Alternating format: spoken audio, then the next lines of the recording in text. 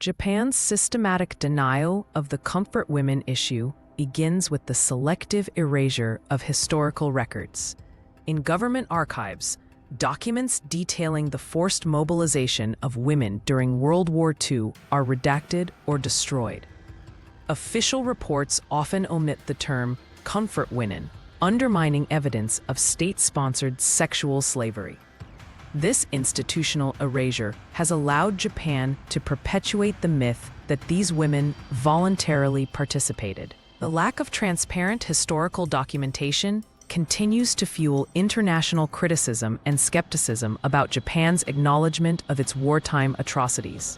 At press conferences, Japanese officials consistently dismiss evidence of comfort women's existence.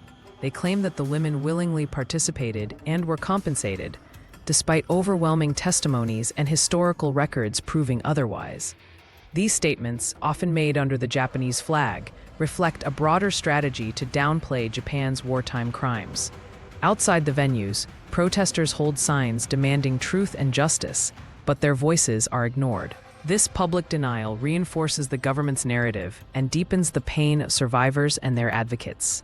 Elderly comfort women survivors share their harrowing stories in public forums, but their testimonies are often ignored by Japanese media and officials. At events meant to honor their courage, chairs reserved for Japanese representatives remain empty. This deliberate absence sends a clear message.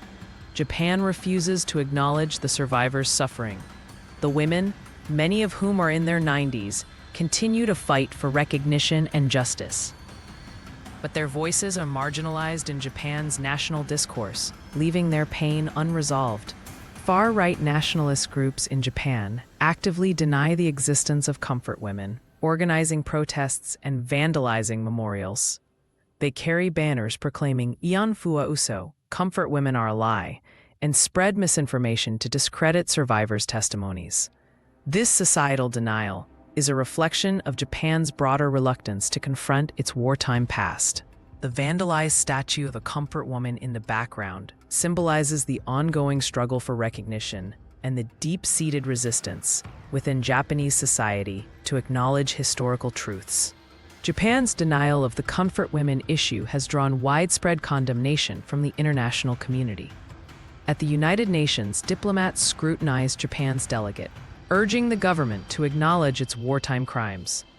A projection screen displays evidence of comfort women's suffering and the ICC's jurisdiction over such crimes.